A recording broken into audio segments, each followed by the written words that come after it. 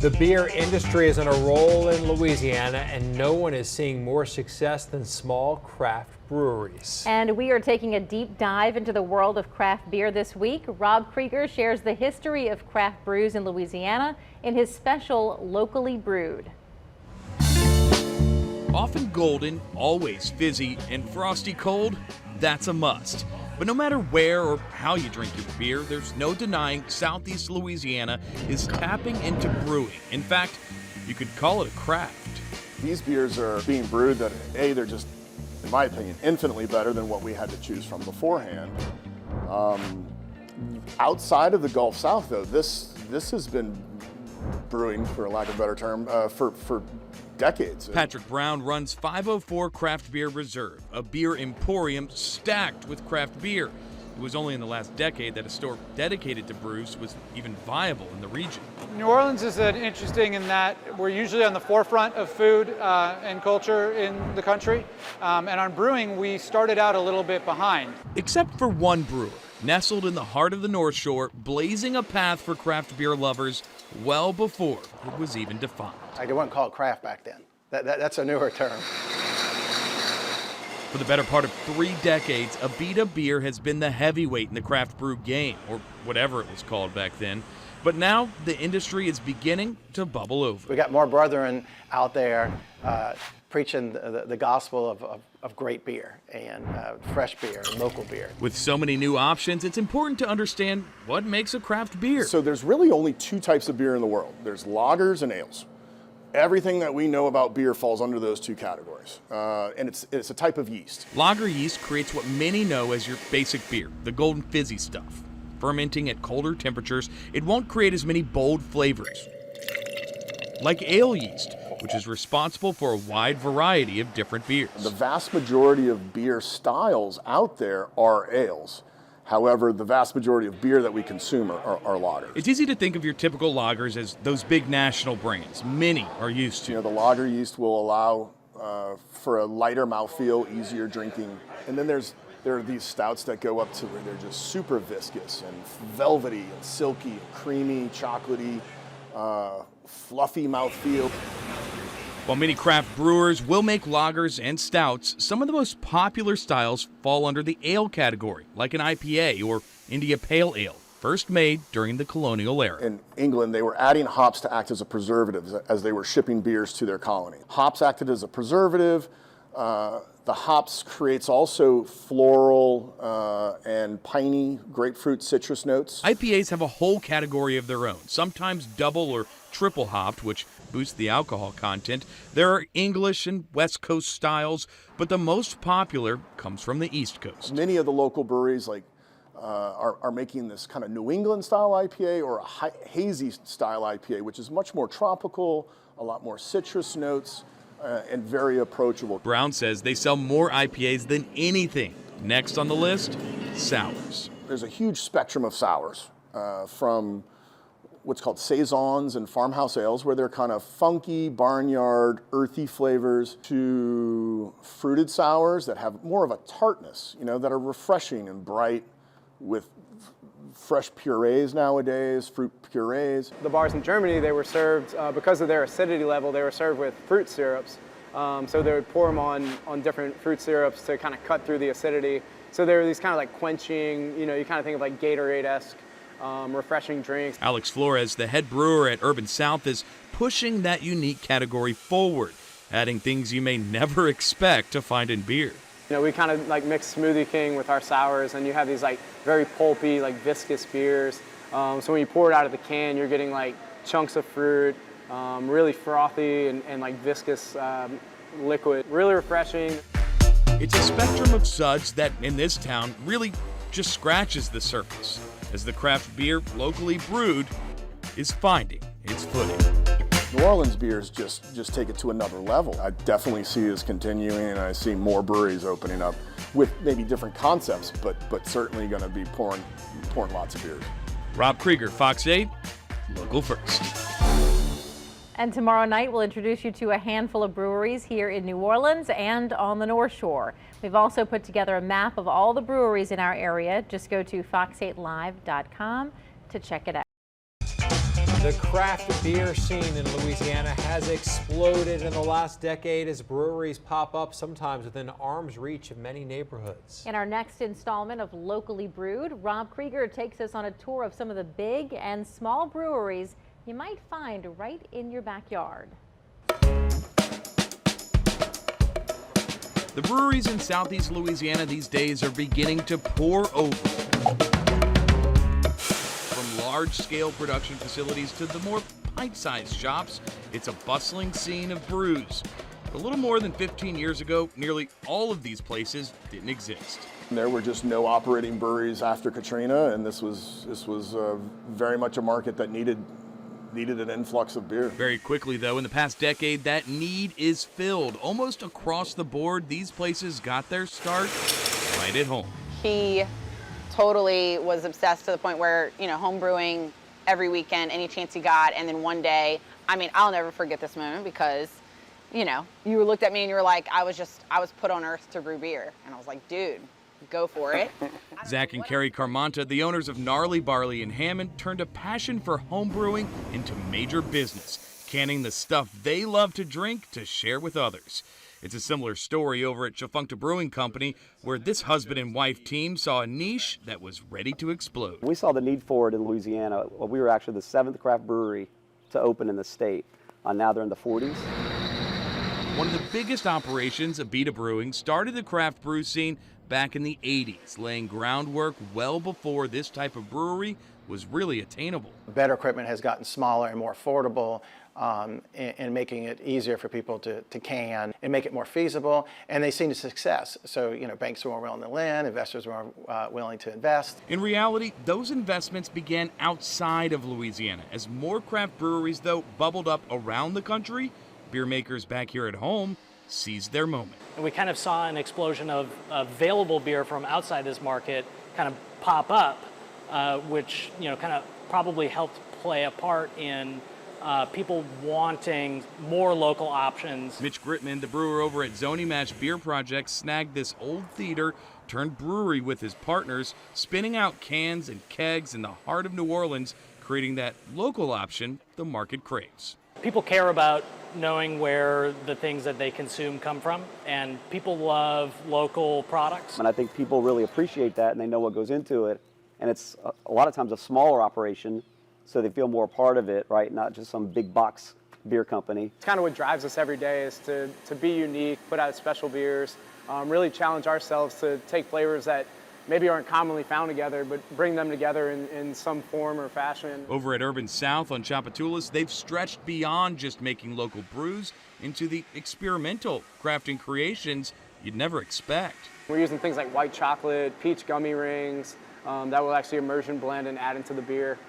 So it's just really fun. Many of those fun ideas often come from other breweries. I think that it's a camaraderie and an openness in the industry. Scott Wood runs what might be one of the smallest shops in town, but with big flavors.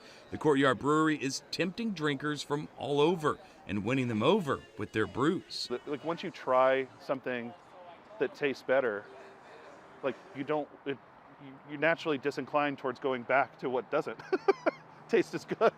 It's a focus on great beer and the community that extends from a small brewery like Courtyard all the way to Faubourg in the east. So we're able to take and make all the beer on site, do all the quality in-house, and package everything here as well. And it's just nice to bring production back to New Orleans, have local New Orleans employees, and to really help drive community through a local product. While Faubourg is filling cans by the thousands, others are just getting juiced up, creating a community that's thrilled for each brewer's success. All of the manufacturers know each other. We all drink each other's beers. We support each other. So it's been really over the last 7 or really 6 years blossoming quickly. We don't look at it that way at all.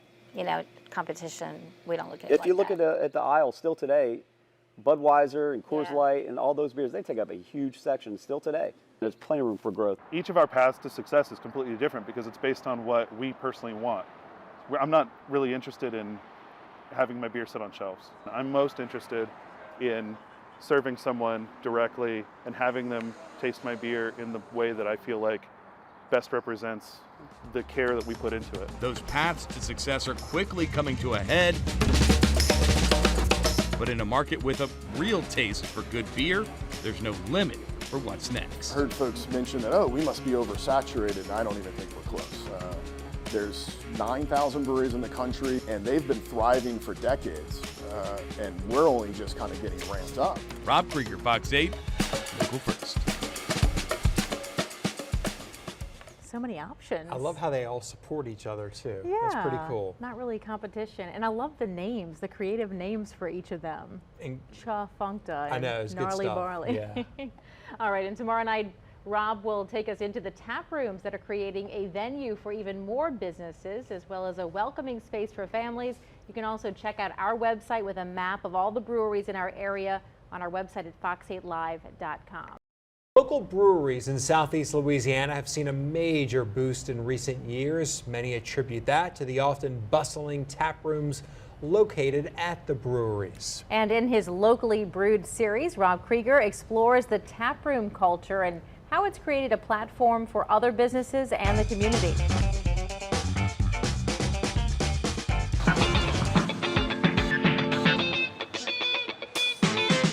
Outdoor settings, tasty meals, the kids, the dogs, the beer. A drink with friends looks a lot different these days, especially if you're at a brewery. It's a sense of pride, but it also it's a great destination where you don't have the stereotypical, husband sneaking out to go to the bar. Now the whole family can go to the brewery. That's a big selling point for families looking to enjoy a crisp brew, especially outside in some beautiful weather. Tap rooms at breweries offers something you just won't find in any bar. They feel like they're just coming home, and they love the fact that, all of our bartenders are awesome personality-wise, and we make sure and engage with all the people here, So it's just, we just have a great time. We don't look at it as work. It's that inviting atmosphere that keeps visitors coming back, and the people who live nearby calling these places home. And that's how it used to be in Europe, where each neighborhood had its own brewery. They made their own beer, and that's where you went. These days, the tap rooms are more than just a neighborhood watering hole, though. In fact, you could call them a gallery of beer with dozens of taps, often painted with new experimental flavors. That is the the excitement as a brewer wanting a new canvas to paint on. We're artists, right? You need to exercise your artistic ability by doing something different. The tap rooms from Abita to Urban South and Faubourg to Zonimash give that variety while nestling in other craveable amenities. Our goal was really to make it, a comfortable place, whether you're coming here to drink beer or eat food or listen to music or whatever, just to hang out. The comfort and the ability to bring out your family or your pets has created an entire industry buzzing off of breweries. We bring the food, he brings the crowd and the beer and the beautiful ambiance, and that's the relationship for us. I mean, we love it. Xander White with Z's Pizzeria knows without a spot like this, his business wouldn't likely be cooking the way it does, with beer by its side. Pop-ups would be hard without this environment. I mean, breweries supply such a large environment, and obviously a family environment with beer. I mean, people love to come here, so adding food in is a no-brainer.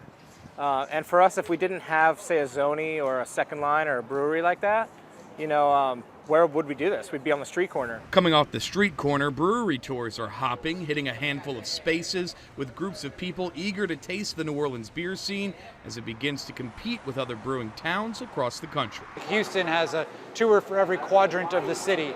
And of course, you've got places like Asheville that are just nothing but breweries. So people know about brewery tours. What they didn't know when we first started was that New Orleans was now a brewing town. These spaces are quickly becoming a hub, not just for drinking and eating, but growing the community. We're more than just a manufacturer of an alcoholic beverage. We do a lot of fundraisers. I mean, we're able to use our space and use our community to do better things. It's an outpouring of support paired up with some local suds that makes operations like Gnarly Barley's a shot in the arm. It's been really fulfilling to be able to take my business and do something good with it and have the love and the community that we do have from our like I said, our colleagues and our customers. With food, fundraising, or friends always on tap, these local brewers are committed to putting smiles on faces, even if beer isn't your favorite. We can find a beer that you like. And when somebody has that moment of oh, that's why you like this stuff. Like, that's the most interesting part for me. That's the most fun. Rob Krieger, Fox 8, go first. Now tomorrow night, Rob is diving into the art of the can to help explain how what you see on the shelves may help the taste of your favorite brew shine. You can also find our map of all the local breweries in southeastern Louisiana. Just check out our website, fox8live.com. Finding your favorite beer isn't always an easy task with so many options out there. As the local beer scene grows, those options are endless. Yes, Rob Krieger reports in his latest installment of Locally Brewed. Some people have found their choice thanks to the art of the can.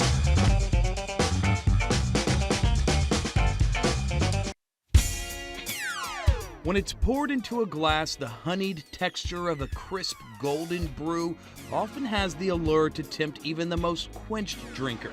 But away from the taps and on the shelves, the charm of your favorite beer has a lot more work to do, because in this business, sometimes it's about the looks. The outside and the inside. It's the inside what counts, right?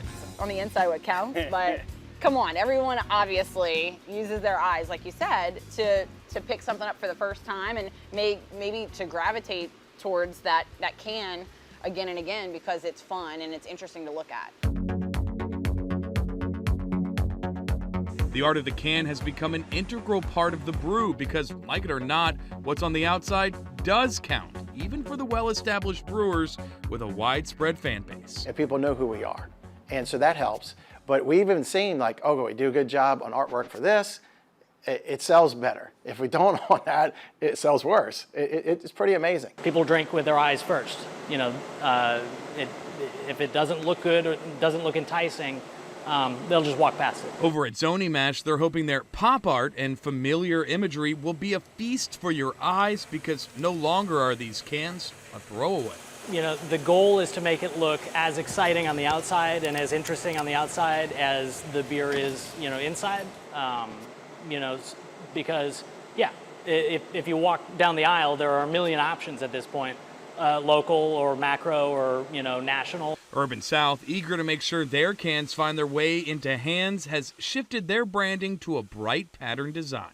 People like bright, it's really visually attractive and exciting, and it's like, how do you cut through all of the noise? Part of that look is, you know, these pattern, bright can designs that I do think have like a great ability to pop up off of the shelves. There's one can that may stand out the most on shelves and might also leave some scratching their heads. You'll find it with a weird little guy on it over at Gnarly Barley. He's like, he's like a little, I guess, be explained. He's like a crazy little creature, a little Louisiana, maybe, I'm just, you know, I have no clue because we didn't ask her, but maybe he's like a Louisiana alligator who's kind of got a slightly devilish side to him, right? He's got a little, look, I mean, he's got a little, you know, tail and a juicy booty. I'm just saying. Which in Louisiana, we all love juicy booties, right? So. I don't know. He's like an alligator floating down the bayou with a juicy booty and a devil tail. Zach and Carrie Caramonta struck gold with their little Jucifer devil guy, an unofficial mascot of the brewery. He set the tone for the rest of the cans, all designed in-house by Carrie's sister Casey, who knows her art will go a long way to convincing some people to take their first sip. So we pride ourselves on the liquid. We pride ourselves on the quality of the liquid and the consistency of the liquid, but there is, you know, there's that connection to the customer. You gotta make that connection first. And they go into the market now that it's becoming more and more saturated with breweries, local and regional and nationwide. How do you make that initial connection to get them to pick up your product over someone else's beer? Most of the time, it's with the taste, but in a world full of brews, the art of the can may grab your attention before it hits your taste buds. We just want to have fun artwork that stand out on our cans that make you want to pick it up and try it, but makes you want to continue drinking it too. Not just for the liquid, but because you got a pretty can. Rob Krieger, Fox 8, go first. There is a popular brew that's popping up in tap rooms across the country, and right here at home, some brewers are mastering the trend. In his last installment of Locally Brewed, Rob Krieger takes us back to the breweries for seltzer time.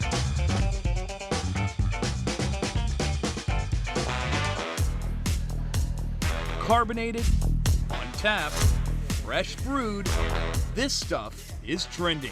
But while you'll find it pouring at a handful of local breweries, what's in this glass is actually pretty far from your typical lager. It's not technically a beer, but a lot of breweries are now making seltzers. It's a very inexpensive way, and I think actually seltzers have helped a few breweries stay alive.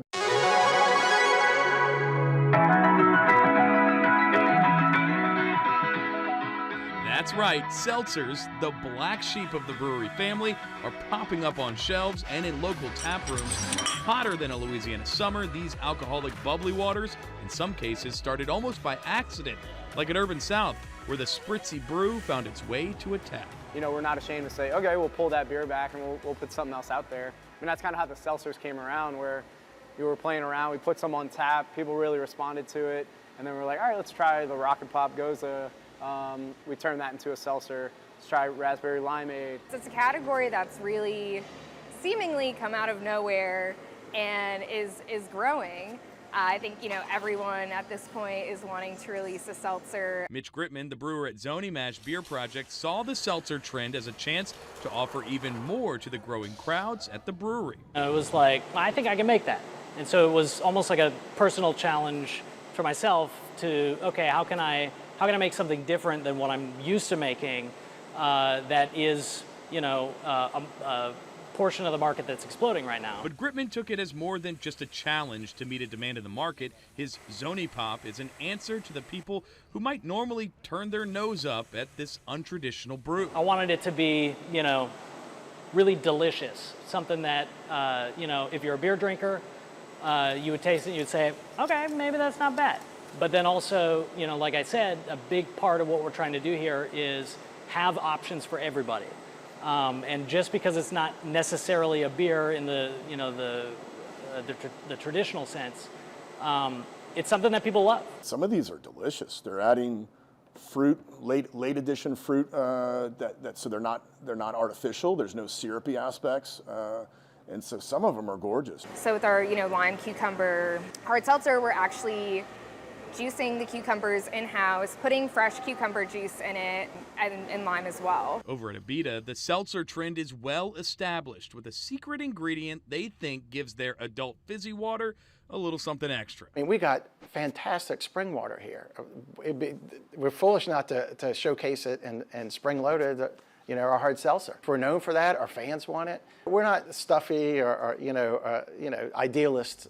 You know, we want to have fun, and if we're not having fun, what are we doing? And while a beer purist may still stray away from seltzer, it's the brewers that see this stuff as more savvy than sacrilege that are leading the effervescent charge. Yeah, sure, it's sacrilege, but it's delicious, so why not? You know, I like making things, and sure, is it beer? No, not really, but who cares? Rob Krieger, Fox 8, Local First. And if you missed any of Rob's Locally Brewed series, you can find all 5 segments on our website, fox8live.com. We also have a map of all the local breweries in our area on the website, so you can find the one closest to you. That lime cucumber sounds They all sound refreshing. Yes, that's what I was thinking. And the cans are beautiful. And oh yeah, the cans are really nice.